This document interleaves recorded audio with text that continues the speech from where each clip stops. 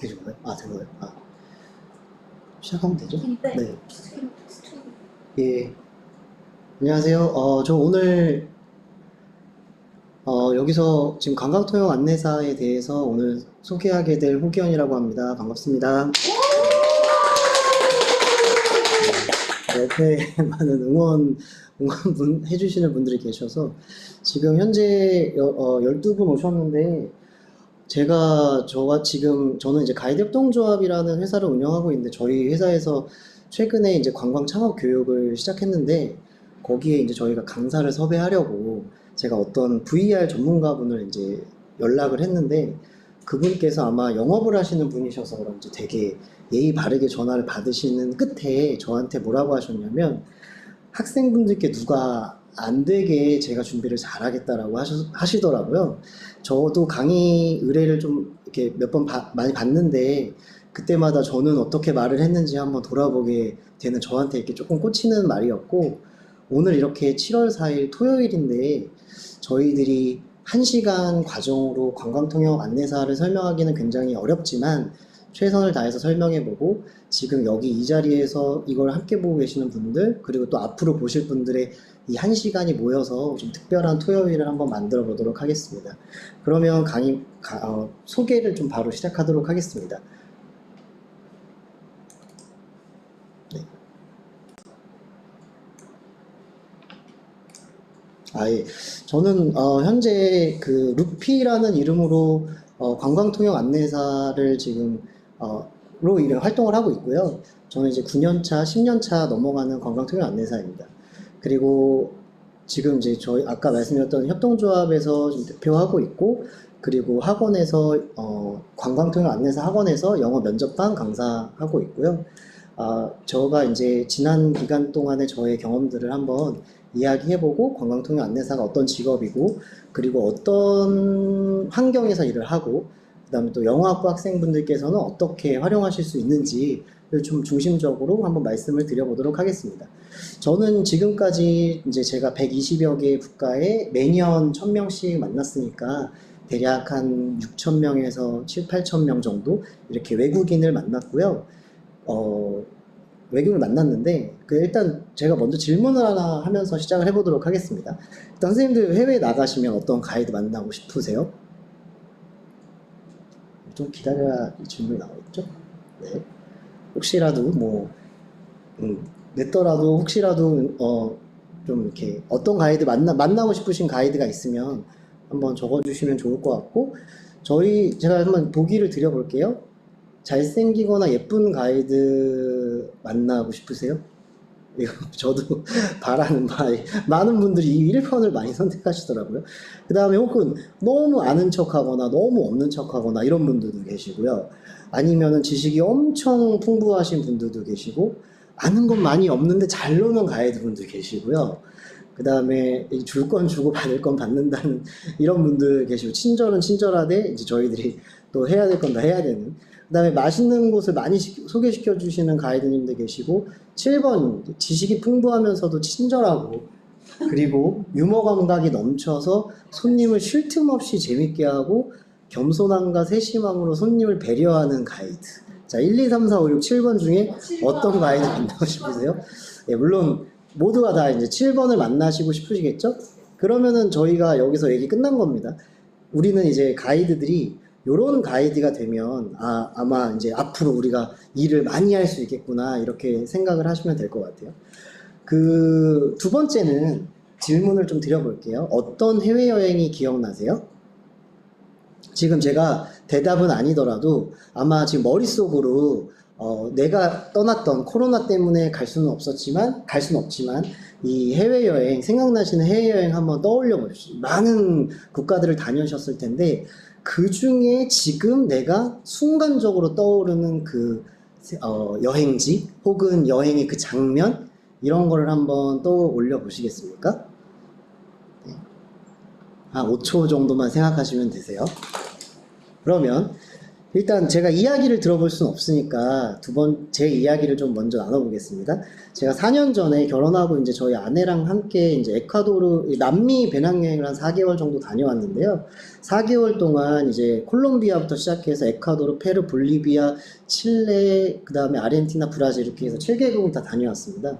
그런데 그 중에서 저희가 이제 돌아오는 비행기 안에서 이제 4개월을 정리하며 어느 장소가 제일 좋았냐라고 우리가 이야기를 했을 때 저희 둘이 동시에 꼽은 동네가 바로 여기에 나와 있는 에콰도르라는 나라에 한국 분들은 잘 가지도 않는 나라예요. 거기에 이제 오타발로라고 하는 시장이 있는 조그만 동네 시골입니다. 시골. 근데 여기에 뭐가 유명하냐면 이 돼지로 보이시겠지만 이제 여기에 양, 그 다음에 야마, 알파카, 이 남미에서 나오는 모든 동물들을 판매하는 동물 시장이 주말마다 열리는데 여기에 외국인들이 엄청 많이 갑니다. 이 동물 시장을 보기 위해서요. 근데 여기 바닥 보시면 아시겠지만 바닥이 엄청 더러워요. 근데 이런 데에도 이 유럽 사람들, 미국 사람들 엄청 여기 많이 있습니다. 그리고 일단 이렇게 새로운 곳에서 저희가 저녁에 이제 여기 야시장이 열리는데 이 야시장에서 우연하게도 여기에 원주민분하고 결혼한 한국인 누나를 만나게 돼요. 한국인 여성분을 우연히 만나게 되고 그날 첫날 저희가 여기 사진에 보이시다시피 이제 나이트 클럽도 가고 남미식 노래가 나오는 나이트 클럽에 가서 저희들이 엄청 이제 재밌게 그날 저녁을 보냈습니다.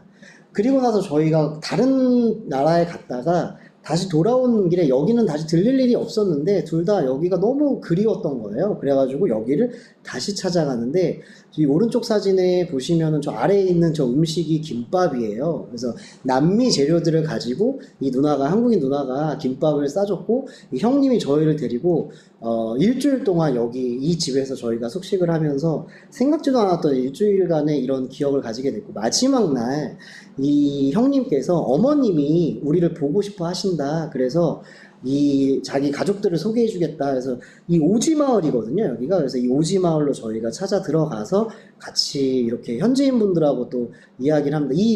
그 남자 형님은 원주민이신데 한국에서 10년 사셨어요. 그래가지고 한국말 엄청 잘하셨어요. 참고로 저희는 스페인어를 못했지만 이 형님은 한국말을 잘하셔가지고 저희가 이렇게 해서 현지인 분들 만나서 가족들 만났을 때 다 통역을 해주고 하셨습니다.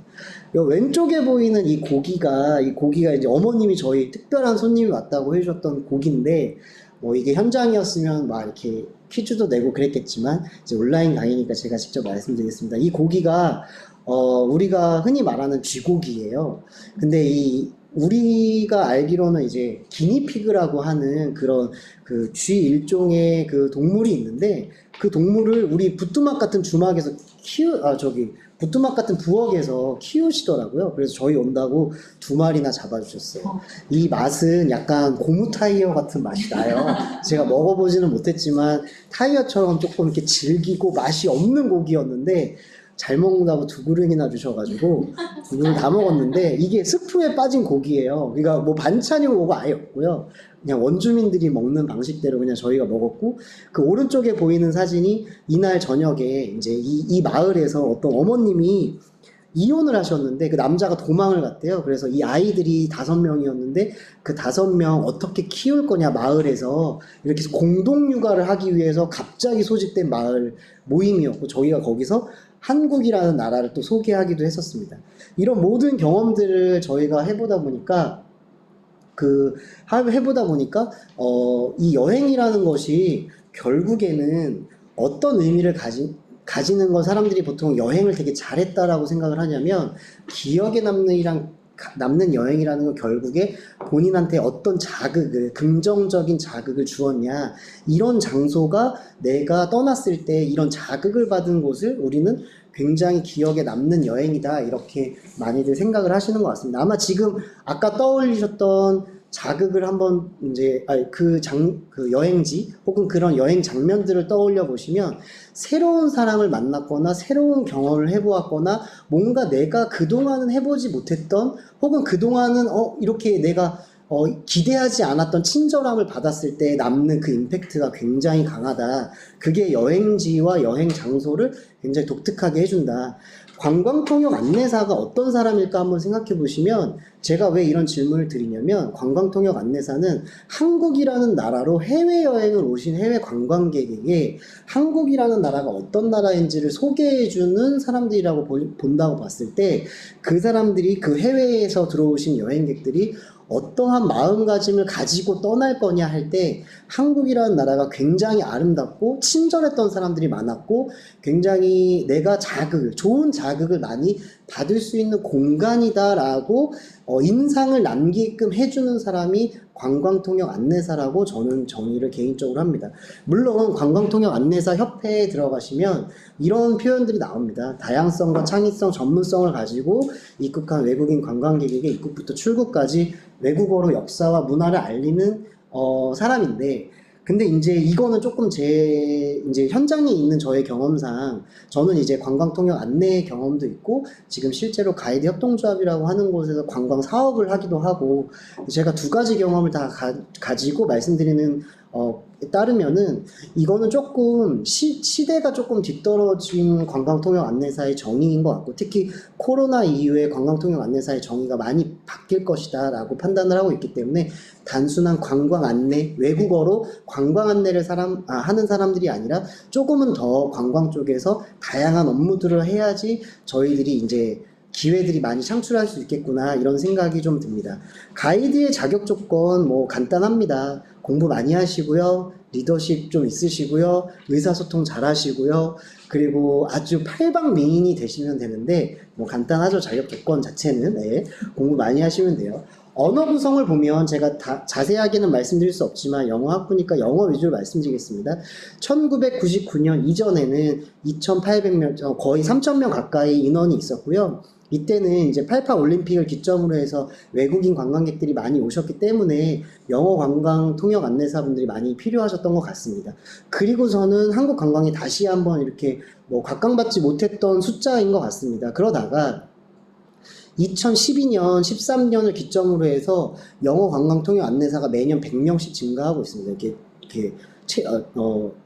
그 합격 비율이 굉장히 높아지고 있고, 작년 같은 경우는 지금 2018년 통계인데 작년 같은 경우는 700여 명 정도 뽑았거든요. 아마 올해 도쿄올림픽을 생각해서 많이 들어오실 거다 생각하고서 뽑으셨던 것 같은데, 제가 생각할 때는 이제 코로나 이후로 이제 그런 것들이 다 취소되면서 많이 뽑아놓고 현재는 좀 어려운 상황인 거는 분명한 것 같습니다.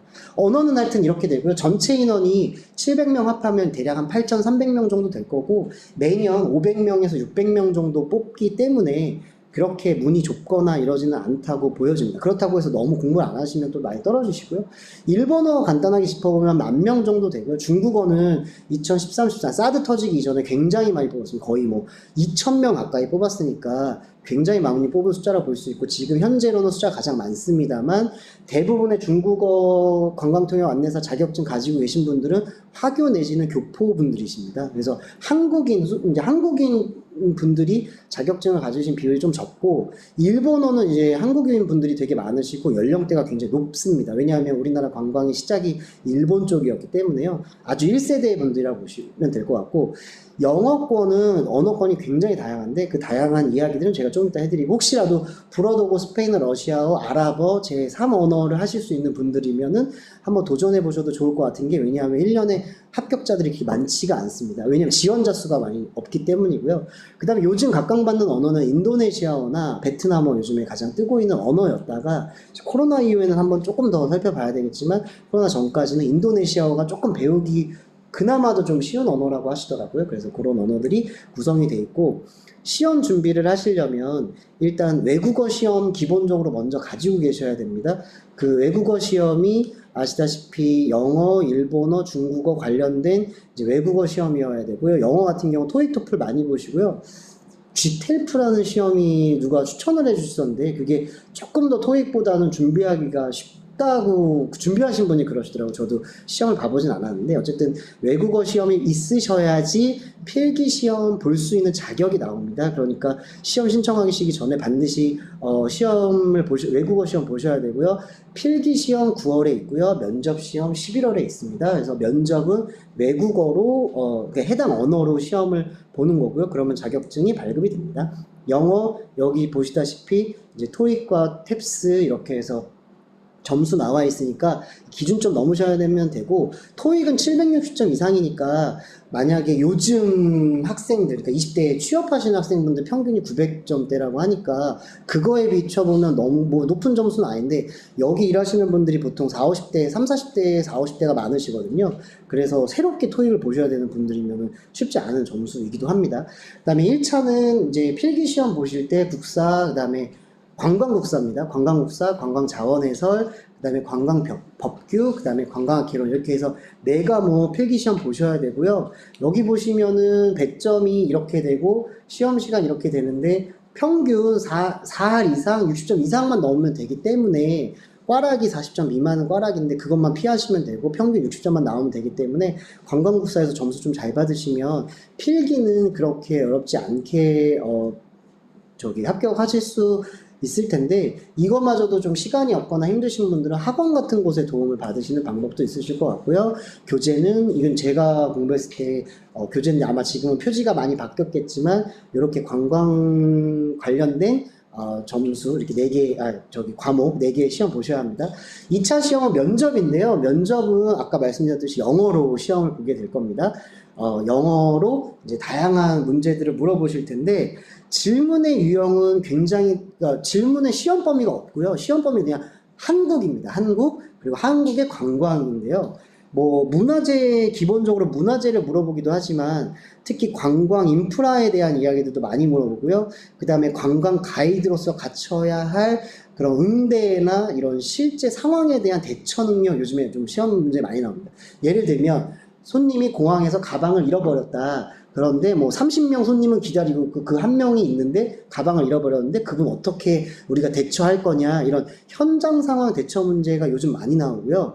그 다음에 개론 쪽에서 뭐 지역 관광, 우리나라 관광의 문제점을 말해보고 지역 관광 활성화할 수 있는 방안들을 말해봐라, 이런 관광 관련된 문제들이 오히려 유네스코, 예를 들면 종묘에 대해서 말해보세요, 창덕궁에 대해서 말해보세요, 이런 문제보다 그런 실무형 문제들이 요즘에 점점 더 많이 늘어나는 추세에 있다. 그러니까 혼자 공부하실 분들은 이제 카페나 이런 데에서 잘 기존의 기출문제들 잘 살펴보시는데, 모르긴 몰라도 기출문제가 800개에서 한 1000개 정도 될 거예요. 그거를 1분에서 1분 30초 정도의 대답을 준비하셔서 이야기하시면 되는데, 그게 좀 어려우신 분들은 이제 학원에 오시면 되고, 이제 학원에 오시면은 저나 다른 이제 학원을 만나시게 되는데, 학원 고르는 하나 팁을 드리면, 저는 굳이 뭐 제가 있는 학원이 뭐 좋다 이런 얘기보다는 그냥 가까운 학원 다니시는 게 제일 좋고요. 그 다음에 좀 선생님이 잘 맞으면 그게 제일 좋겠죠. 네, 그래서 그냥 편하게 다니실 수 있는, 내가 공부를 가장 잘할 수 있는 학원을 다니시는 거를 저는 개인적으로 추천드립니다. 최근 5년의 통계 자료 보면은 1차 시험은 합격률이, 응시율은 83%인데 합격률은 44%입니다. 그러니까 공부 조금 이렇게 이걸 되게 쉽게 보신 거예요. 이거 되게 쉽네. 아이 뭐 그냥 대충 합격하겠지라고 생각하셨다가 엄청 많이 떨어지세요. 1차에서 많이 떨어지세요. 그래서 이거 절대 가볍게 보시는 1차 시험은 아니다. 그렇지만 그렇다고 또 너무 어렵지도 않으니까 조금 투자는 하셔라, 시간 투자를 하셔라 말씀드리고 싶고, 2차는 이렇게 응시 82% 정도 응시를 하는데 18% 정도는 제가 이제 이건 통계가 없습니다만 제 경험상 보면은 회사 다니시는 분들이 거의 대부분 18%입니다. 그래서 공부하실 시간이나 이런 어떻게 처음에 시작할지 막막하니까 미루다가 결국에 포기하시는 분들이 되게 많으시니까, 도움을 좀 미리 처음에 받으셔서 맥을 좀 잡고 그리고 나서 혼자 준비하셔도 제가 봤을 때는 크게 무리는 없지 않을까. 그래서 합격률은 61% 정도 되는데 보통 평균적으로 50%대 나온다고 보시면 될 것 같습니다. 작년 같은 경우는 조금 높았는데 이제 시기에 따라서 조금 뽑는 숫자가 다른 것 같습니다. 근데 저희가 물어봤을 때는 숫자를 정해놓지는 않는다라고 하시는데, 아무튼 요 정도 퍼센테이지로 뽑는다. 그러니까 시험 보는 분 중에 10분 중에 6분만 붙고 4분 떨어지신다, 이렇게 판단하시면 될 것 같습니다. 이거 뭐 잘 보실지 모르겠는데 작년의 통계입니다. 작년의 통계 잠깐 살펴보시면 좋을 것 같고요. 그럼 이제 이런 자격증이 나옵니다. 네, 뭐 그렇습니다. 저는 이제 2011년에 자격증을 땄습니다. 네, 2011년부터 활동을 하고 있고, 그럼 이제 본격적으로 관광통역 안내사가 도대체 어떤 일을 하냐. 아마 선생님들이 생각하시는 가이드라는 업무 자체를 떠올려 보시면은 아마도 그냥 아예 뭐 관광 안내 가가지고 관광 안내 하시는데, 저희들이 어떤 말에 또 상처 많이 받냐면 가이드 아저씨, 가이드 아줌마 엄청 많이 그렇게 말씀을 많이 하세요. 그래서 혹시 강의 들으시는 분 절대로 해외 나가셨더라도, 정말 나갔으면 좋겠지만 나가시더라도 절대 그렇게 말 안 해주시면 좋을 것 같고, 저희도 공부를 굉장히 많이 해야 되는 전문직 직종인데 이따가 제가 어떤 공부들을 해야 되는지 말씀드려보도록 하겠습니다. 일단 선생님들이 생각하시는 일반 관광지 굉장히 많이 갑니다. 그래서 여기 나와 있는 관광지들 다 간다 보시면 될 것 같고, 일반적으로 우리가 내가 원래 생각했던 가이드 업무라고 생각하시면 될 것 같고, 요즘에는 K컬처를 모르면 외국인들에게 대화가 안 돼요. 그래서 기본적으로 내 연령대와는 관계없이 기본적으로 BTS 이름 정도는 다 알고 계셔야 되고요. 그 다음 우리 아이들, 자녀분들이 좋아하는 뭐 NCT라든지 뭐 이런 한류 가수들에 대해서는 기본적으로 외국인들이 훨씬 더 많이 알고 들어오고, 부모님이 오더라도 아이들이 부모님한테 지시를 다 내려요. 가가지고 한국 가서 뭘 사와라 이런 거 다 알려주거든요. 쇼핑 목록이 엄청 많아요. 그런데 특히 서양권에서의 쇼핑 목록이 엄청 많습니다, 요즘에는. 그러다 보니까 내가 무슨 K-팝, 이 나이에 무슨 K-팝이야, 이런 표현 자체는 관광통역 안내사한테 맞지 않는 표현입니다. 그러니까 그런 것들 좀 잘 알아두셔야 되고요. 최근에는 BTS가 작년에 광주에서 콘서트 했거든요. 버스가 서울에서 50대가 넘게 떴습니다. 거기에 배정되는 가이드분들이 전부 다 40, 50대 가이드분들이었고요. 전부 다 BTS 공부하시고 들어갔습니다. 왜냐하면 이야기를 해야 되기 때문입니다. 그 다음에 두 번째는 VIP 의전하실 경우들 굉장히 많고요. 제가 이따 보여드리겠지만 연예인들 오면 기본적으로 다 통역사가 붙는 게 아니라, 그러니까 전문 인터뷰 외에는 전부 수행 통역이 붙는데, 수행 통역사 아시다시피 굉장히 단가가 높잖아요. 그래서 이런 부분들에 있어서 가이드가 전부 다 나갑니다. 그 다음에 의전, 그래서 뭐 거짓말 조금 더 못하면 저는 장관님들 만나는 경우도 되게 많았고요. 장관급 되게 많이 오세요. 그때 가이드분들이 보통 나가서 의전을 많이 합니다. 그래서 인천공항 가시면 의전하는 그 터미널이 따로 있잖아요. 그래서 그런 터미널들 많이 이용하시게 될 수도 있습니다. 그 다음 세 번째는 드라이빙 가이드 많이 하실 텐데요. 만약에 내 차를 지금 현행법상 불법인데 관행적으로 많이 눈 감아주고 있습니다. 왜냐하면 수요는 있는데 관광은 계속 패턴이 변하는데 법이 못 따라오고 있는 부분이 바로 이 드라이빙 가이드고요. 실제로 요청 수요가 굉장히 많아서 내가 운전하는데 크게 지장이 없으시면 드라이빙 가이드 저 굉장히 좀 앞으로 이 법안이 통과만 되면 굉장히 유망해질 쪽이라고 보고 있고, 제가 아시는 분은 은퇴 후에 어머님, 지금 이제 편의상 제가 어머님이라고 말씀드리면, 어머님이 자격증을 따셨어요. 60대 어머님이 자격증을 따시고 남편분이 운전을 해주세요. 그리고 가격은 그냥 가이드 비용만 받으세요. 그러다 보니까 두 분이 되게 금슬 좋게 전국을 돌아다니는 이런 패턴으로 일을 또 엄청 많이 하세요. 그러다 보니까 60대신데 일 굉장히 많이 하시고, 특히 무슬림 쪽으로 이런 수요들이 많아가지고 무슬림 쪽으로 투어 많이 하십니다. 크루즈는 아시다시피 미주나 유럽에서 많이 들어오시고요. 아시아 중에서도 싱가포르 쪽에서 많이 들어오십니다. 크루즈 투어 있고요. 팸 투어라고 해서 Familiarization 투어라고 하는데, 이 팸 투어 자체는 뭔가 홍보성 목적을 가지고 기자들이 주로 많이 옵니다. 그래서 영어 가이드 같은 경우는 기자들이랑 투어할 일이 굉장히 많고, 그 밑에 이제 기자단 투어도 있는데, 여기서 말하는 기자단이라는, 팸 투어는 여행사 사장님, 세계에 있는 여행사 사장님들이 관광공사 추천으로 들어오시는 분들 굉장히 많고요. 그 다음에 기자단 투어도 거의 홍보성이 많은데, 기자단 분들이 오셔서는 로드 다큐멘터리를 저는 찍는다든지 특정 군의 인터뷰를 하러 들어온다든지 이런 기자단들이 되게 많고, 그 기자단 분들이 통역을 필요할 때도 저희 가이드를 필요로 하십니다. 그 다음에 산업시찰 진짜 많습니다. 영어 가이드들은 산업시찰 가실 일 되게 많고요. 그 다음에 화성이나 창원, 울산 이런 데 많이 가시게 될 거고요. 세트로 울산 가시다 경주 가는 경우들 많으시고, 화성 갔다 또 다른 지역 가시는 경우도 많으니까 산업시찰과 관광이 결합된 형태로 움직이는 일정들이 굉장히 많습니다. 그 다음에 학교에서 많이 들어오는데요. 저 같은 경우는 스탠포드나 하버드에서 MBA 학생들이 많이 들어오거든요. 그럼 MBA 학생들이 한국을 왜 오냐면, MBA 마지막에 이제 마지막 투어를 하나 고르는데, 그때 한국이 굉장히 좋은 나라인 게 1차 산업인 농업부터 시작해서 제조업부터 해가지고 4차 산업까지 볼 수 있는 나라가 전 세계에서 몇 개가 안 된대요.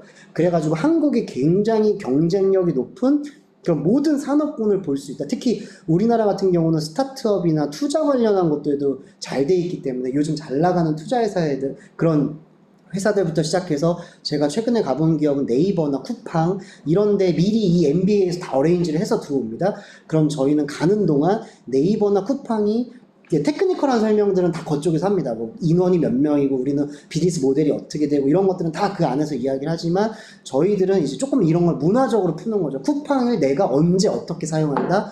그럼 다 가면 쿠팡이 좋은 점만 특정 회사라 제가 어떤 회사가 다 이렇게 좋은 점만 얘기할 텐데 저희들은 이게 어떤 걸 써보니까 어떤 게 안 좋다 이런 걸 좀 문화적인 관점에서 풀어주는 사람이 저희 같은 관광 통역 안내사라고 보시면 될 것 같습니다. 그 다음에 저처럼 이렇게 강의 수요들이 많이 있고요. 저는 지금 이제 영어 면접반 강사로 활동하고 있지만 지금 이렇게 해가지고 외부 강의들도 요청들이 있고 그 다음에 특히 마이스 많이 아시겠지만 회의 끝나고 나서 저가 기억 남는 거는 세계 교육자학회라는 학회에서 인천 송도 컨벤시아에서 학회 끝나고 이분들이 학교로 스마트 스쿨로 이 투어를 나가시는 거였는데 이게 거의 뭐 학교 시찰이었죠. 그래서 이 학교를 나갔는데 그 학교에서 학생들하고 같이 인터뷰도 하고 뒤에서 참관도 하고 그럴 때 제가 이제 중간중간 통역을 하기도 하고 그런 역할들을 하는 역할. 그러니까 가이드가 관광 안내뿐만 아니라 굉장히 다양한 영역에서 저희들이 활동을 하고 있고 영어를 조금 더 잘하면 잘하실수록 조금 단가가 센 그리고 의전 활동들 많이 하시게 되실 수 있습니다. 제가 그럼 제 경험을 토대로 사진 몇 장 보여드리면 저는 이제 국제에너지기구 사무총장님 만났었고 아마 설국열차나 이런 데 보시면 아실 수 있을 텐데 틸다 스윈턴하고 이번에 봉준호 감독하고 굉장히 친한 이런 분들 그 다음에 분노의 질주 촬영팀 들어왔을 때 저희들이 다 의전을 했고요. 그 다음에 특히 관공서나 기업체에서 3세계라고 부르는 아프리카나 남미 분들이 굉장히 많이 초청해가지고 한국의 시스템을 소개를 많이 하시는데요. 그럴 때 이제 관공서 초청으로 그런 국가들 많이 들어오시고요. 기자들이랑 이제 가보실 수 없는, 한국인들은 쉽게 갈 수 없는 이 판문점이라고 하는데, 저희들은 이제 기자들이나 뭐 외국인 관광객들이랑 들어갈 수 있는 좀 그런 특권이 좀 있고, 그리고 여기 오른쪽에 보시면 이 기자가 멀리서 찍고 있는데 두 분 탈북자세요. 러시아 기자가 오셔서 탈북자분들 르포 기사를 실는 거고, 왼쪽 아래 보시면 이게 여기 분들이 이제 배우분들인데 이때 제가 드라마 이름 제가 지금 까먹었는데 그 드라마 촬영 이 두바이에서 오신 아부다비랑 두바이에서 오신 한류 전문 기자들입니다. 그래서 이분들은 들어오셔가지고 전부 그냥 한류 배우들만 촬영하고 다니시는데 제가 이제 수행을 나갑니다. 뭐 싸이가 한창 가수가 떴을 때 저희들이 이제 기자단에서 저희가 나갔고 학교에서 들어오시면은 다양한 공간들 그리고 중고등학교 학생들도 되게 많이 오고요. 자매결연 맺어 있는 학교들이 많기 때문에 그 다음에 이런 MBA 아까 말씀드렸던 MBA 쪽에서도 많이 들어오고 저는 이 경험을 토대로 저는 이제 가톨릭 신자인데 그래서 교황님도 만났는데 저도 악수했는데 여기 저가 악수한 사진 안 나왔지만 어쨌든 그래서 저가 이제 봉사단원 그 한 16명 정도 뽑힌 봉사단원을 뽑혀가지고 제가 이제 서산에 가가지고 이렇게 교황님도 맺게 됐던 그 오른쪽에 계신 분들은 아프리카 대추기경님이시거든요. 그래서 그 성지를 제가 영어로 해설을 해드리고 있는 이런 것들을 제가 많이 했습니다. 뭐 근무 조건에 대해서 많이 궁금하실 거예요. 그럼 도대체 이런 일들을 하는데 그럼 얼마 그럼 버냐 어떻게 일하냐 이런 거 많이 궁금하실 텐데 제가 시간 관계상 뭐 자세하게 이야기는 할 수는 없고 기본적으로 저희는 프리랜서로 일을 한다고 생각하시면 크게 무리는 없을 것 같고요. 그렇기 때문에 4대 보험이나 이런 제도권 안에 있다기보다는 3.3% 공제하고 4대 보험은 적용이 되지 않습니다. 이번에 저희가 코로나 사태 이후로 특수고용직이라고 하는 직종이 있는데 저희 관광통역 안내사 같은 경우는 특고직에도 들어가지 않는 직종이에요. 이게 되게 지금 조금 이슈이면서 아이러니하면서도 저희들이 해결해야 될 문제이기도 한데 그 고용보험이 안 돼 있기 때문에 저희가 이런 고용불안에서 조금 만성적인 좀 문제들이 지금 있는 상황은 맞다고 볼 수 있습니다. 의료보험 가입자들은 지역가입자로 당연히 들어가시고 아시다시피 500만 원 넘어가면 소득신고 하셔야 되고 신고되고 그 다음에 지역가입자로 들어가십니다. 그래서 피부양자에서 빠지게 되시고요. 자세한 얘기는 나중에 혹시라도 제가 따로 드릴 말씀이 있으면 하겠습니다. 국민연금 같은 경우는 이제 자발적으로 내셔야 되겠죠. 수입이 굉장히 궁금하실 텐데요. 수입은 초보일 때는 일이 많지 않기 때문에 일단 150만원 플러스 알파인데, 자세한 얘기는 또 제가 드리진 않겠습니다. 요즘에는 200만원 정도 수준에서는 초보라 하면 이제 1년차 정도, 이제 처음 일을 시작하실 때를 말씀드리는 겁니다. 근데 경험을 쌓기 때문에 제 생각에는, 아주 생계에 정말 내가 아이들 3명을 내가 부양해야 하는 그런 아빠다, 혹은 그런 내가 이런 가장이다. 뭐 여자분들도 가장일 수 있으니까요. 그래서 여성분들도 그럴 수 있으니까 그런다 하면은 조금 어려우실 수 있겠지만 내가 일을 배우는 측면이라면 제가 봤을 때는 괜찮지 않나 이런 생각들 좀 시작으로는 나쁘지 않지 않나 생각이 되고요. 그 다음에 경력으로 가실수록 이 단가가 올라갑니다. 그래가지고 300에서 500만 원이고 저 같은 경우는 이제 뭐 많게는 800, 900만 원까지도 이제 이게 달입니다. 한 달에 이 정도 벌고요. 이게 저희가 내가 얼마만큼 한 달에 일을 했냐에 따라서 수익이 달라지는 거기 때문에 얼마를 법니다 라고 말씀드리기는 굉장히 어렵습니다. 그래서 대략적인 레인지 정도만 제가 말씀드리도록 하겠습니다. 성수기, 비수기 있고요. 봄, 가을에 우리가 되게 여행하기 좋아하는 날씨가 바로 성수기예요. 그래서 봄, 가을에 외국인들 엄청 많이 들어오는데 한국인들은 봄, 가을에 여행을 안 하세요. 반대로. 왜냐하면 여름하고 겨울이 춥고 더우니까 그때 휴가들을 많이 가시잖아요. 그래가지고 한국하고 반대기 때문에 어떤 식으로 일을 하시는 분들 계시냐면 봄, 가을에는 여기 한국에서 외국인 가이드 하시다가 여름하고 겨울에는 아웃바운드라고 부르는 해외로 한국인 모시고 해외로 나가는 그런 일정을 하시는데 2년 못 버팁니다. 왜냐하면 그렇게 하시다가 몸이 작살이 나요. 네, 제가 이렇게 표현할게요. 몸이 그냥 아작이나 조각조각이 나요. 그래가지고 비행기 처음에 이제 아웃바운드 하시면은 스페인 먼저 가시거든요. 기본 9시간 타고 왔다 갔다 하셔야 되는데 쉬운 일정이 아닙니다. 그래가지고 쉽지 않습니다. 그래서 이렇게 오래 일하실 수가 없다. 그러니까 저는 개인적으로는 일단 하나를 먼저 잘 해놓고 여기서 뭔가 나만의 시스템을 구축해 놓은 다음에 다음 단계로 넘어가셔도 충분히 가능하시다. 너무 처음부터 욕심 안 내셔도 괜찮을 것 같다 라는 생각이 들고, 내가 스키를 좀 탈 줄 아시면 겨울에도 동남아시아에서 스키 투어를 좀 많이 오시는 편이거든요. 그래서 겨울에도 스키 투어로 이제 하실 수가 있고, 내가 만약에 스키를 못한다 그럼 여름에는 조금 일이 없는 편이고요. 그리고 겨울에도 스키 못하면 일이 없으실 수 있겠습니다. 그러니까 혹시라도 관심이 있으신 분들은 스키 타셔야 되고, 최소 이것만 하시면 돼요. 이렇게 슬로프에서 뒤로만 내려오실 수 있으면은 다 하실 수 있습니다. 그러니까 이제 뒤로 내려오는 연습 많이 하셔야 돼요. 네, 쉽지 않죠. 네. 근데 이것도 어떤 요즘에 스키장하고 이런 뭐 법률적 문제가 있어요. 그러다 보니까 쉽지 않은데 그냥 저는 아주 일반적인 수준에서 말씀드리는 거라고 생각을 하시면 좋을 것 같습니다. 그럼 취업을 한다는 건 뭐냐? 결국에 프리랜서한테는 취업이 없잖아요. 그냥 내가 일을 따오는 개념이지. 그런데 가끔 가다가 어떤 몇몇 여행사에서 워낙 일이 많기 때문에 전속 가이드로 채용을 하는 경우가 있습니다. 전속 가이드라면 돈은 적어요. 그런데 기회는 많이 주는 겁니다. 그런 전속 가이드를 뽑을 때가 있는데 그런 때만 이제 채용이 가능하고 그 외에는 다 프리랜서로 일을 하시는 거고요. 학력이나 경력은 보진 않습니다. 전반적으로. 그런데 나이는 보는데, 여기서 나이를 본다는 건 나이 많은 분들을 안 뽑는다는 얘기가 아니라 그 여행사에서 손님의 계층이 우리 손님은 크루즈 손님이 많아. 그러면 그 크루즈 많은 여행사는 크루즈 연령대에 맞는 40, 50대, 60대를 많이 뽑으세요. 근데 우리 여행사는 전부 20, 30대가 주야. 그러면은 아무래도 20, 30대를 많이 뽑습니다. 그러니까 그 여행사가 대략 어느 정도 선의 손님들을 많이 이렇게 모객을 하냐에 따라서 연령대가 좀 달라질 수 있는데, 이게 가이드 시장이 굉장히 열악한 것 중에 하나가 뭐냐면 어떠한 통계 자료도 없습니다. 통계자는 딱 하나, 가이드 자격증 딴 숫자, 이거 하나 나와 있거든요. 그러다 보니까 도대체 언제 어디서 누가 어떤 방식으로 몇 명이 일하는지 모르고요. 제가 속한 이 가이드 협동조합에서 그 데이터를 지금 이제 수집을 해보려고 올해부터 좀 노력을 해보고 있습니다.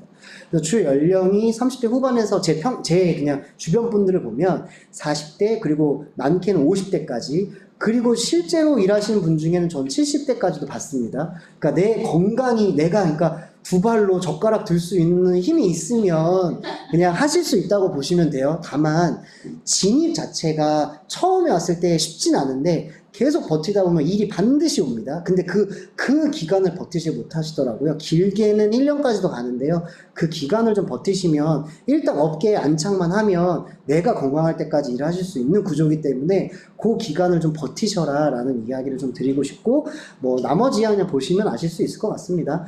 자, 그 다음에 선생님들이 이제 처음에 일을 하실 때 고민하셔야 될 게 내가 풀타임으로 내가 그러니까 아침부터 저녁까지 할 수 있는 사람인지, 아니면 나는 워낙 체력이 약해서 나는 2~3시간만 하는 게 좋아, 이런 건지 이렇게 좀 구별을 하셔야 돼요. 구분을 잘 하셔야 되고, 그 다음에 근무 형태도 난 오래 일하고 싶어, 아니면 난 자주 일하고 싶어, 나는 워킹 투어 하고 싶어, 난 드라이빙 투어 하고 싶어, 나는 해설을 좋아해, 아니면 나는 그냥 데려다주고 니네 알아서 봐, 이런 걸 좋아해, 난 그냥 다니면서 이야기하는 걸 좋아해, 아니면 나는 해설, 전문적인 해설을 좋아해, 이런 식으로 선생님들이 나라는 사람이 어떤 캐릭터인가를 파악하시는 게 중요하고, 그거에 따라서 취업이 가능하실 수 있습니다.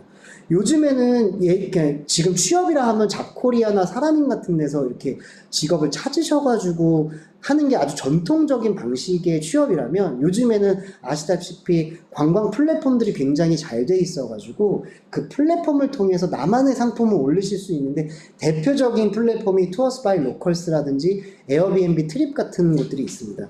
그래서 그런 곳들, 그런 플랫폼, 관광 플랫폼들을 잘 활용하시면 오히려 여행사에 취업하시는 것보다 일을 더 많이 받으실 수도 있을 것이다. 그럼 제가 이쯤에서 손님들이 어떤 질문을 하시는지 제가 여기다가 적어와 봤는데요. 맨 처음에 이렇게 물어봅니다. 사람들이 왜 이렇게 아이덴티컬한 빌딩 많냐 물어봐요. 그래서 왜 이렇게 똑같이 생긴 건물 왜 이렇게 많냐, 이런 거 많이 물어보거든요. 그러면 그걸 가리키는 걸 다 보면 다 그게 아파트예요. 그러니까 아파트라는 주거 형태가 한국에 있는 독특한 주거 형태이기 때문에, 물론 다른 나라에도 있지만 이렇게 집중적으로 아파트에 사는 나라가 많지 않기 때문에 외국인 눈에는 그게 신기한가 봐요. 그래가지고 특히 싱가포르에서 오신 분들은 이거 많이 물어봅니다. 물론 서양권에서도 많이 물어봐요. 이 집을 누가 소유하고 있냐 많이 물어봐요. 그러니까 정부가 소유하고 있냐, 아니면은 개인이 소유하냐, 아니면 회사가 소유하냐, 이런 거 많이 물어봅니다. 이러면 제가 이렇게 대답해 볼게요.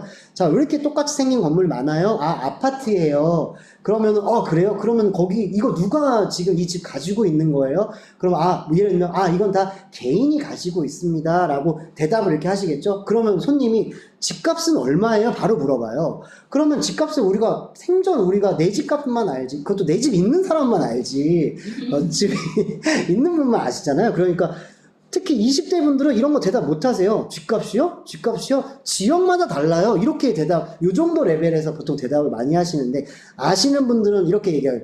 강남하고 강북 지역마다 다른데요. 강남은 평균가가 이렇게 되고요. 뭐 공시지가 이런 거 아시면 그런 이야기 하시겠죠. 근데 문제는 뭐냐면 영어로 한 번도 공시지가라는 얘기를 해본 적이 없는 거예요. 그러다 보니까 그냥 에버리지, 그 세금 낼 때 에버리지는요 요 정도, 그렇게 해서 이렇게 좀 이렇게 풀어서 이야기하시게 되는 경우가 많고요. 그럼 손님이 반드시 물어본다. 그러면 내가 만약에 한국에 와서 좀 살고 싶은데 한 달에 얼마를 내야 돼요? 그러다 보면은 선생님들 머릿속에 나와, 우리나라 한 달에 월세는 우리나라 많지 않고 전세 많고 전월세 많잖아. 그러면 여기서 뭐를 설명해야 되냐? 전세라는 시스템을 또 설명을 해줘야 돼요. 왜냐하면 전세는 우리나라밖에 없기 때문이에요. 그럼 2-year contract로 간다, 우리가 전세라는 이런 particular term이 있다, 이런 이야기를 하면, 그럼 전세가 뭔데요? 해가지고 그럼 전세가 왜 필요한 건데요? 그래서 전세가 왜 필요한지를 또 거슬러 올라가야 돼요. 옛날에는 우리가 이자율이 높아가지고 이런 걸 받아다가 은행에 넣어놓으면 이자가 되게 많았고, 그런 이야기들을, 이런 걸 하셔야 되겠죠? 그러면서 뭐라고 하냐면, 나는 한국 사람들 이해가 안 간다. 집에 왜 이렇게 돈을 많이 깔고 앉아있냐? 우리나라 표현으로 하면 그렇게 되는 거죠. 이해가 안 된다 하면서 집값이 이렇게 쭉 흘러옵니다. 그러니까 지금 여기서도 보시다시피 우리가 경복궁을 잘 알고 창덕궁을 잘 알고 종묘를 잘 알고 유교를 잘 알고 이런 게 중요한 게 아니라, 한국 사람이 어떠한 생활 방식으로 살아가고 있느냐가 외국인들한테는 가장 중요한 포인트입니다. 그 중에 하나가 북한이고요. 그 중에 하나가 세금이고요. 특히 이번에 코로나 이후에 반드시 물어볼 겁니다. 한국 사람들 코로나 어떻게 이렇게 대처 잘했어요? 그러면은 뭐 나와야 되냐면요. 우리나라 사회보험 제도를 말씀하셔야 돼요. 그 중에 하나가 의료보험 제도다. 의료보험 우리나라 100% 가입한다. 우리나라 민주주의 공화국인데 우리나라는 이 사회보험 제도들이 그나마 그렇게 잘 갖춰져 있다. 그런 생활상에 대한 이야기들을 굉장히 잘 하셔야 되고, 그러면 의료보험 니네 얼마 내냐 이런 거 이야기하셔야 되고, 그러면은 선생님들 아시다시피 의료보험이 있고요, 장기요양보험 있지 않습니까? 그런 퍼센테이지들, 그거 외국인들이 굉장히 재밌게 생각하는 부분입니다. 그래서 관광통역 안내사가 단순하게 역사와 문화를 이야기한다고 생각하시는 건 굉장히 착각이고요. 저희들이 그거뿐만 아니라 우리 한국인의 삶을 어떻게 문화적으로 풀어갈 거냐라는 것들을 잘 짚어내셔야 돼요. 그러다 보니까 내가 살아가는 일상에 대한 관심이 많으셔야 되고요. 이런 거 하나, 한국 사람들 삼성폰 많이 써요? 애플폰 많이 써요? 이런 거 많이 물어봐요. 그럼 내가, maybe we use a lot of, we use 삼성폰, maybe? 이런 거는 가이드가 솔직히 많은 가이드가 이렇게 대답을 할 텐데, 이렇게 하셔가지고는 한국의 관광이 더 나아가지 못하지 않나. 그런 생각들을 저는 개인적으로 현장에서 합니다. 그래서 저희 이번에 협동조합에서 해설 사전이라는 걸 저희가 만들었거든요. 그래서 외국인이 가장 많이 물어보는 생활형 질문 100개를 뽑아가지고 그거를 데이터를 근거로 해서 여기 고용노동부에 들어가니까 우리나라 고용률이 이렇게 됩니다 라는 그런 걸 가지고 사전을 만들었는데 저희가 이거 무료 배포할 겁니다. 그래서 혹시라도 관심 있으신 분들은 한번 보시면 가이드분들이 이렇게 일을 한다, 이런 컨텐츠를 가지고 이야기한다. 거기 보시면은 최근에 저희들이 뽑아놓은 것 중에 하나는 기생충에 반지하가 많이 나오는데 반지하에 얼마나 많이 사나요? 근데 그 데이터가 실제로 있더라고요. 반지하 비율이. 그래가지고 그런 데이터들 있으니까 한번 나중에 참고하시면 좋을 것 같고요. 그러다 보니까 제가 영어 가이드가 되게 독특한 게, 저만 해도 지금 보시면은 120개국, 여기 107개국이지만 이게 제가 이제 2017년, 8년 때까지 활발하게 활동을 하고 2018년부터 사업을 하느라 이제 주로 가이드 활동을 안 해가지고 좀 줄었는데, 이게 많이 늘어나지는 않았는데 어쨌든 한 120개국 정도 되고요. 그리고 인원은 그때까지는 이 정도였는데, 그리고 나서 이렇게 계속 제가 데이터를 쌓아 놓은 겁니다. 아시다시피 저는 셰이셸 이런 나라 처음 봤고요. IT 이런 나라 만날 거란 생각도 못 했고요. 제가 탄자니아, 짐바브웨 이런 데서 오시는 분들 만날 거란 생각 한 번도 해본 적 없습니다만, 영어 가이드는 기본적으로 그러니까 중국인, 일본인, 저는 근데 중국인, 일본인도 진짜 많이 만났어요. 왜냐하면 회의차 오시는 분들은 막 섞여 있기 때문에 그런 게 없거든요. 그래가지고 기본적으로 영어 가이드는 그냥 전 세계인을 다 만난다고 보시는 게 오히려 더 맞을 것 같습니다. 그러니까 뭘 아셔야 되냐면, 이게 뭐가 문제는 아니지만 뭐를 준비해야 되냐면, 영국에서 오신 분한테 경복궁을 설명하는 것과 미국에서 오신 분한테 경복궁을 설명하는 그 컨텐츠가 좀 다릅니다. 왜냐하면 1392년에 조선이 만들어지고 1394, 5년에 경복궁이 지어진다 했을 때, 외국에서 만약에 우리가 1390년, 그럼 조선시대 대충 언제 이렇게 생각하겠지만, 미국인은 그걸 생각하려면 유럽으로 넘어가야 되거든요. 그러다 보니 미국의 역사가 200년이니까 그 유럽으로 가야 됩니다. 그런데 프랑스나 영국에서 오신 분들한테 이런 거를 설명할 때는 또 이 궁궐로 설명하면 안 되고요. 캐슬로 설명을 해야 돼요. 그러니까 근데 이게 시스템이 달라요. 여기는 성주가 있는 시스템이면 우리는 이게 센트럴 가버닝한 이런 국가였던 거예요. 그러다 보니까 이런 게 이 듣는 사람이 누구냐에 따라, 화자가 누구냐에 따라 같은 장소에서 다른 이야기를 해야 되는 그런 면에서는 저희가 굉장히 특수한 거라고 보면 됩니다. 중국어 가이드나 일본어 가이드는 역사나 문화를 말해야 되는 대상이 워낙 한 대상이기 때문에 이런 고민이 중국에서도 서부에서 왔냐 남부에서 왔냐 이런 고민은 있을 수 있겠지만, 우리처럼 아예 통으로 아프리카에서 왔냐 남미에서 왔냐 이런 거에 따라 다릅니다. 참고로 우리나라의 그 일제강점기를 이해해 줄 수 있는 나라들이 있거든요. 특히 이제 그런 나라들이 많이 있어요. 전 세계에.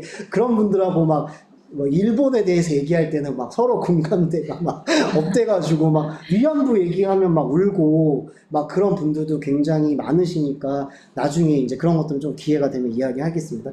그 다음에 영어 관광 통역사에게는 굉장히 아까 말씀드렸듯이 관광 안내뿐만 아니라 굉장히 다양한 질문들을 하시는데 그런 요청이 많은데 기자단 같은 데에서는 이제 코디네이터 역할을 하셔야 되거든요. 그럼 얘네들 물어봐요. 나 이거 태극기 찍고 싶은데 태극기 제일 큰데 데려다 달라거나 막 탈북자 섭외해 달라고 하거나 탈북 이 북한이탈 주민분들요. 그 다음에 통역을 해달라고 하는 경우도 진짜 많습니다. 왜냐하면 산업시찰 가면 저희 회사에 영어로 이 PT 하실 수 있는 분이 없는데 순차 통역 좀 부탁드릴게요. 이런 경험 되게 많고요. 그 다음에 사회까지 보셔야 되는 경우들이 되게 많습니다. 그래서 저녁에 갈라디너 하는데 저희 회사에 영어 하실 수 있는 분이 없어서 우리 사장님 소개 좀 해주세요. 이 상장 좀 나눠주세요. 이런 것들 할 때 영어 가이드들이 굉장히 많이 필요로 합니다. 그러다 보니까 진짜 우리가 다양한 국가를 만나는구나.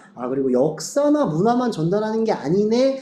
그러다 보니 저는 그냥 무슨 생각을 하게 됐냐면 가이드가 내가 하는 업무를 정말 우리가 생각했던 관광 안내자로만 정의하는 그 가이드라고 우리가 할 수 있는가라는 의문이 좀 많이 들었고요. 그래서 저 나름대로 저는 문화통역사라는 이름을 붙였습니다. 그래서 제가 그런 말을 그냥 제가 생각해냈고 제가 1호고요.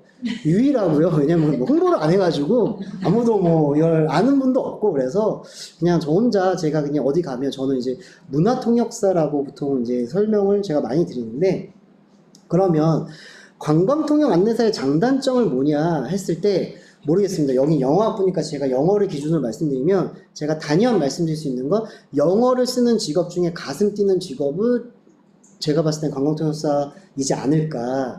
내 삶이 내가 지금까지 공부했던 영어를 이렇게까지 내가 다양하게 써볼 수 있는가. 참고로 박근혜 대통령 탄핵당했을 때 그때 태극기 그때 저는 탄핵이라는 단어를 처음 이제 알게 됐는데, 그러니까 한 번도 우리가 영어로 평소에 써보지 않았던 단어들을 지금 실시간으로 일어나는 일들 때문에 우리가 다시 써야 되거든요. 그 다음에 태극기 집회 가리키면서 저게 뭐냐 이런 거 많이 물어봐요. 그럼 태극기 집회 하려면은 당연히 정치를 아셔야 돼요. 그러다 보니까 내가 공부해야 될 범위가 엄청 많고 그 양이 상당하다. 그래서 내가 매일매일 좀 성장해가고 있구나. 그리고 내가 되게 진짜 영어를 쓰면서 되게 보람이 있다.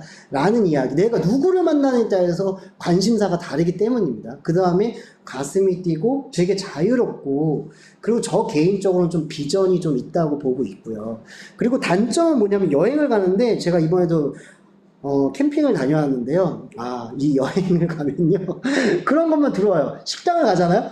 그러면 여기는 외국인이 앉을 수 있겠네, 없겠네. 그 다음에 외국인이, 여기는 단체가 들어올 수 있겠네, 없겠네. 자꾸 이런 것만 들어와요. 그래가지고 여행이, 그러니까 여행답지가 않고 조금 일적으로 좀 바라보게 되는 게 저한테는 좀 단점이고, 불안정한 수익, 이제 불안정한 게 가장 크죠. 이번에 코로나 이후에 저희 관광통역사들은 다 어디서 일하고 있냐면 인천공항에서 외국인들 들어왔을 때 자가격리 14일 하거든요. 거기서 우리 가이드들이 지금 많이 일하고 있습니다. 그만큼 조금 자기의 영역을 스스로 개척하지 않아놨다면 불안정하다는 거는 어쩔 수 근데 프리랜서로 일하시는 분들은 다 이렇게 오시게 될 수밖에 없다라는 건데 제가 봤을 땐 관광통역사뿐만 아니라 어떤 직업을 선택하시더라도 장점과 단점은 다 이런 저울질을 하시게 될 텐데 내 생각에 나에게 주는 장점이 많으면 남는 거고요. 단점이 많으면 떠나는 거거든요. 근데 저 같은 경우는 이 안에서 장점을 보려고 많이 노력을 했고 그리고 그 안에서 저는 저만의 길을 찾아가고 있고 그러다 보니까 이 업이 굉장히 비전이 있다고 저는 바라보고 있는데 만약에 나는 불안정한 게 싫다라고만 접근을 하시게 되면은 아무래도 단점이 더 크니까 다른 안정적인 직업을 찾아서 가시겠죠. 제가 이제 시간이 5분 남았거든요. 4분 남았는데 아니네요. 7분 남았는데 제가 좀 이제 준비 뒷장 슬라이드가 한 10장 남았으니까 이제 시간은 그럼 제가 맞출 수 있을 것 같습니다. 말을 좀 빨리 하는 건 시간이 없기 때문이니까 좀 양해 말씀 부탁드리도록 하겠습니다. 자, 그런데 문제는 뭐냐면 예전에 선생님들 생각해 보시면 관광정보 다 어디서 찾으셨죠? 우리가 관광정보를 다 어디서 찾았냐면 전부 다 가이드북에서 찾았거나 아니면 잡지를 통해서 알게 됐거나 아니면은 그 인터넷을 뒤져서 찾으실 텐데 지금은 외국인들이 관광을 우리나라에 올 때 그렇게 오지 않습니다. 선생님도 혹시 이 자리에 있는 분 중에서 킹덤, 넷플릭스에서 킹덤 안 보셨다, 그런 가이드 못 하실걸요? 그 다음에 넷플릭스에서 이태원 클라스나 사랑의 불시착 안 봤다 그러면은 가이드 하실 때 좀 불편하실걸요? 좀 창피하실 수도 있어요. 왜냐하면 외국인들은 다 보고 들어오거든요. 요즘에는 한국이라는 나라를 어디로 매체를 접하냐면 넷플릭스라든지 이런 OTT 서비스라든지 유튜브에서 접근을 합니다. 그러다 보니까 유튜브 안에서 한국 컨텐츠를 가지고 가장 지금 활발하게 이렇게 지금 그 컨텐츠가 생산이 되고 있는 그 컨텐츠는 최소한 알고 계셔야 돼요. 그러다 보니까 관광객이 나 기생충 봤는데 너무 이것 때문에 한국 가보고 싶어 해가지고 한국에 오는 경우들이 정말 그런 것들이 많아졌습니다. 이 말은 무슨 말이냐면 예전처럼 자 오늘 일정은요 경복궁 갔다 가요, 인사동 갔다 가요, 남산 한옥마을 갔다 가요, 저희가 서울타워도 한번 올라가 볼 거고요, 이런 식으로 외국인이 더 이상 관광을 하지 않는다는 거예요. 지금은 뭐가 중요하냐면 이 관광객이 어떠한 목적을 가지고 한국에 들어왔냐를 파악하는 게 중요하고, 그 목적이 굉장히 많은 거, 그거를 누가 빨리 찾아내느냐에 따라서 사업의 확장 속도가 달라질 겁니다.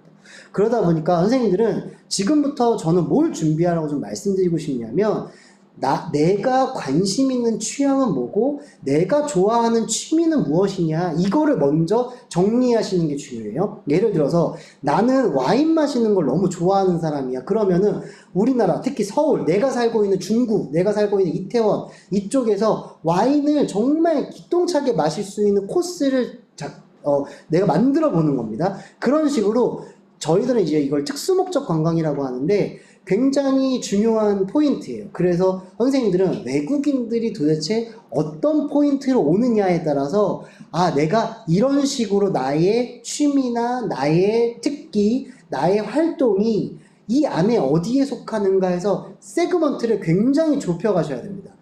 제가 좀 우스갯소리로 주부이신 분들한테 동남아시아 여성분들을 대상으로 한국 주부 투어를 만들어라, 제가 항상 요청을 드리거든요. 그건 저는 할 수 없어요. 주부만이 가지고 있는 경험이 있거든요. 그러니까 혹시라도 그러니까 가정 생활을 주로 하시는 분들이 우리 아이는 어떻게 키우고요, 제가 학원 다닐 때 보통 우리 헬리콥터 맘이라고 많이 하잖아요. 그래서 우리 학원 다닐 때 나는 가서 스타벅스에 앉아가지고 엄마들하고 이런 정보 교환해요, 막 이런 이야기들을 하는 것 자체가 제가 봤을 때 동남아시아 어머님들한테는 먹힐 수도 있는, 죄송합니다, 너무 속된 표현이었죠, 잘 팔릴 수도 있는 그런 컨텐츠입니다. 그러니까 내가 가지고 있는 경험, 내가 가지고 있는 특기를 다 버린 채 관광이라는 시장으로 들어온다는 그런 개념이 아니라, 내가 지금까지 해왔던 나의 경험들이 가지고 이게 해설이 되거나 아니면 코스가 되는, 요즘에는 이런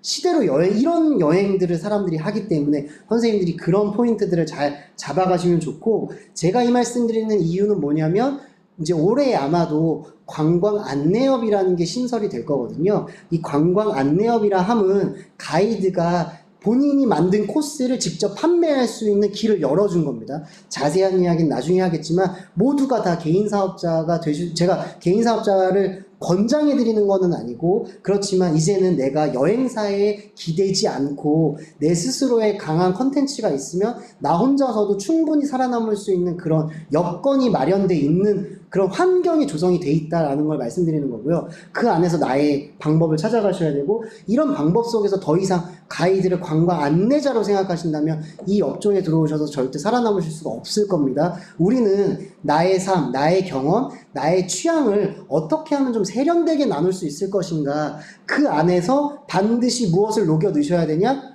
여기는 나와 있지 않지만 관점이라는 걸 녹여 넣으셔야 됩니다. 그러니까 와인을 바라보시더라도 커피를 바라보시더라도 내가 커피를 바라보는 관점이 사회적인 부분이냐, 아니면 소비적인 부분이냐, 아니면 맛이냐, 아니면 역사냐, 이런 식으로 어떤 컨텐츠를 바라보실 때 나의 관점인 게 어떤 관점으로 내가 바라볼 것이냐가 굉장히 이 분야에서는 앞으로 향후에 코로나 이후에는 굉장히 중요할 것이다. 그래서 제가 다시 말씀드리면 관광통역 안내사라는 자격증으로 가이드를 하겠다는 생각보다는 관광통역 안내사라는 자격증을 통해서 내가 관광의 다양한 분야로 나갈 것이다 라는 아주 기본적인 자격증이라고 저는 생각해 주시면 좋을 것 같고, 저처럼 뭐 강의를 하실 수, 이런 경험을 바탕으로 강의를 하실 수도 있고요, 해설 전문가가 되실 수도 있고, 저희 가이드 선배님 중에 교수님이 되신 분들도 계시고요, 저는 지금 강의, 해설, 사업 이런 쪽으로 영역을 넓혀가면서 이번에 다시 또 크리에이팅도 컨텐츠도 좀 만들어 보려고 하거든요. 그것뿐만 아니라 지금 선생님들이 사시는 지역에 다 뭐가 있냐면 로컬 크리에이터 양성 과정이라는 게 모든 지자체에서 지금 하고 있어요. 그래가지고 내가 당장 가이드를 하고 싶지는 않지만 조금 경험을 해보고 싶다 그러면은 로컬 크리에이터 한번 도전해 보시는 것도 저는 추천드리고, 서울 같은 경우는 구마다 다 있고요, 그 다음에 지방에는 너무너무 이 로컬 크리에이터들을 환영하고 있습니다. 그러니까 관광통역 안내사라는 자격증으로 내가 가이드를 하겠다라는 생각보다, 관광통역 안내사라는 자격증으로 내가 다양한 관광의 영역에서 나만의 이 갇혀있던 나의 이 울분, 열정 이런 것들을 관광 안에서 풀어보겠다 이런 생각으로 좀 접근하시면은 훨씬 이 자격증이 도움이 많이 되실 것 같습니다. 아까 중간중간 제가 소개를 드렸지만 가이드 협동조합이라는 걸 만들어서 저는 지금 활동을 하고 있고요. 저희들은 관광 교육을 주로 하고 있고, 특히 여기 보시면 관광 교육을 주로 많이 하고 있고, 그 다음에 관광 교육을 하다 보니까 자연스럽게 여행 컨텐츠가 나오는데, 저희 같은 경우는 해설이 어떻게 하면 중심이 되는 관광을 한번 해볼 수 있을까? 지금 너무나 많은 스타트업들에서 인건비를 줄여야 된다. 거기에 1순위가 가이드거든요. 그래서 저희들은 어떻게 하면 해설이 빛나는 여행 상품을 만들 수 있을까?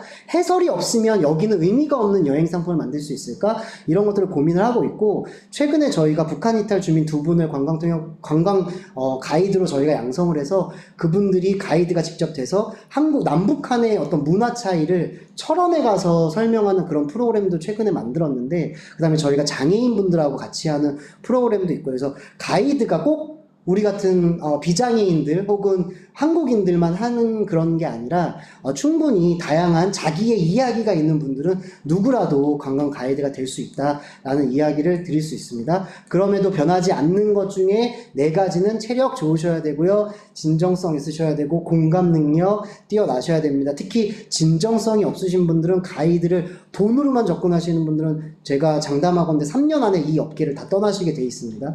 그런데 제가 마무리를 짓자면, 지금 이제 카트 사인이 계속 나와가지고요.